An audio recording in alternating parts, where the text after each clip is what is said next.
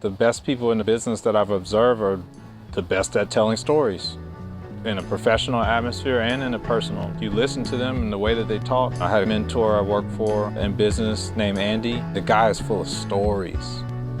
And stories are the infrastructure of innovation.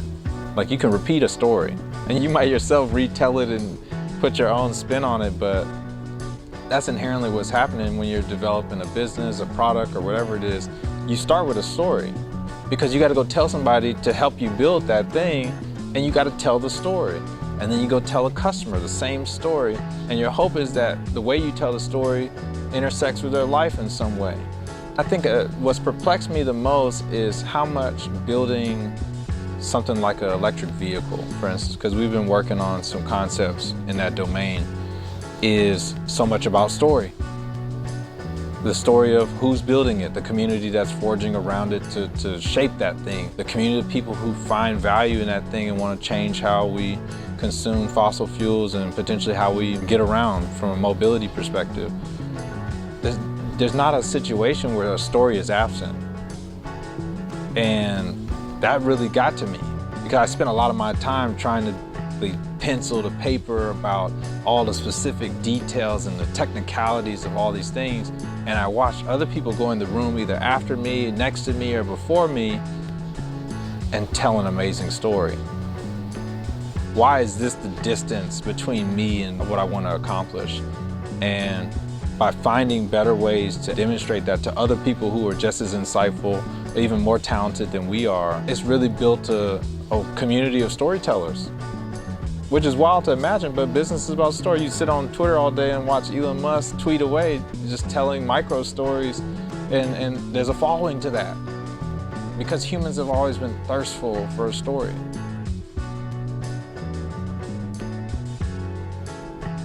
Individually, my past, as early as 12 or 13 years old, is when I got started in entrepreneurship. It's something that you learn to love and you commit to, but it's a grueling and difficult process. And the other team members that I have share that. They have entrepreneurial past, engineering expertise and background. We've worked in corporate America, run teams and divisions, managed people, hired people, and built up companies in that sense. And we spend a lot of time on the startup side building companies in the same regard. So our mindset is that we've seen all these different shades of this experience that a lot of founders, a lot of entrepreneurs underestimate when they enter into it. And we want to just be the best guides possible. A guide is not necessarily the person that is allowing you a shortcut past real experiences and real perseverance, but someone who's able to allow you to have the level of awareness needed to step to the right or step to the left and be more agile as you move down the same path.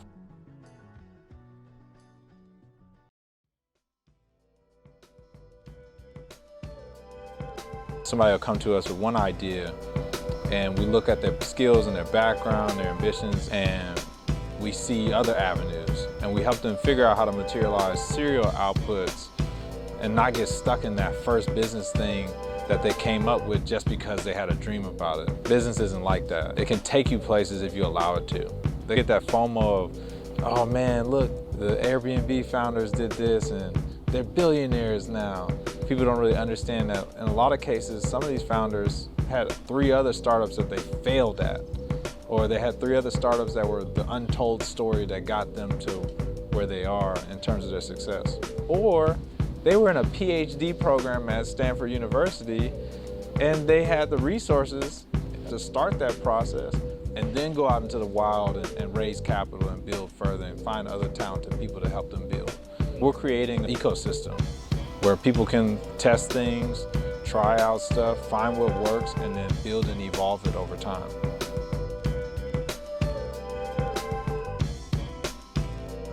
I walked into rooms throughout my career where I was the only person that looked like me. I was the only person of color. There were no women, and there is an exceptional moment here right now to change narratives, to build better, and to go against all past archetypes for how things are done, to change the imagery of how things are done. like by who's involved and what they look like and the accomplishments that they're able to obtain.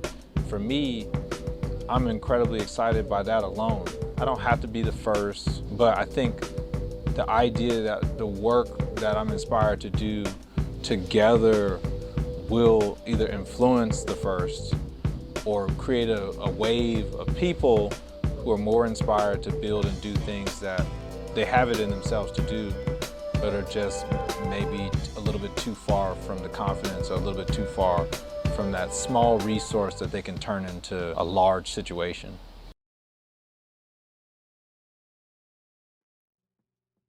One of the biggest pains is seeing entrepreneurs or just people in general who have the resources. They have what they need already, and they're spending all their time trying to get something that starts them back at zero.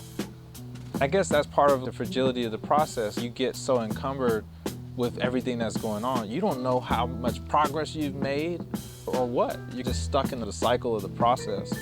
It's been probably the most mood challenging thing of this space is to observe people who built something that works, that could help someone or could serve somebody, and they're sitting on it. They're not building community. They're not telling people about it. They're not trying to get customers. They're not even giving it away for free for people to tell them a little bit about how it should work. And I think it's inherently because people are fearful of feedback. They're fearful of being wrong. They're fearful of things failing. And in reality, the information about what people think and what fails is what makes that idea a million times better.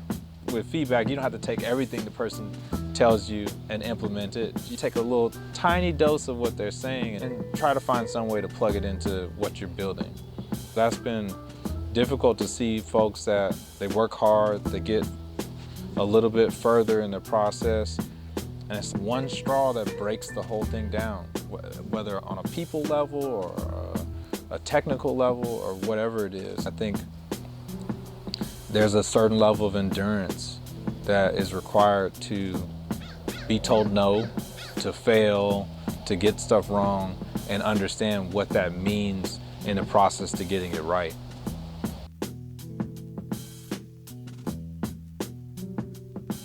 I've been gifted with a range of people, from my parents to external folks that throughout my life and my academic career into my corporate career that have shaped kind of an ideology or thought process that you're constantly in preparation for the thing you're becoming. It can get tiresome as an unending process and never seem to reward you fully at each step of the way. But being patient with that and understanding that you're incrementally adding bricks to build a magnificent house. That's really hard to swallow because it's frustrating looking at a pile of bricks every day and not seeing what it materializes, because as humans, it's natural that we feel a sense of displacement when we don't accomplish things or don't have certain wins to point to. The main insights I've gotten from mentors have been really around knowing how to be in a space and be observant enough to learn. That's the first piece.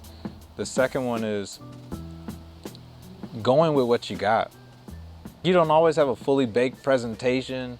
You don't always have the solution figured out. Going with the story that you have and being able to articulate exactly what it is that you aim to do and do it with confidence. Sometimes whether you believe that it's going to be a success or not is a key, because people on the other side want to be believers. It's not that you intend to sell them something superficial, but everything that is being created is in some type of conception process. Only that level of energy and confidence can help other people realize, hey, I'm the investor in this thing, or hey, I'm that wicked software engineer that can close the gap for this thing, or I'm the designer or creative. It allows other people around you to know that they're part of the community and figure out how they're going to fit into that puzzle. And that's just the nature of putting what you're building out in the universe long enough as an antenna to see what comes back.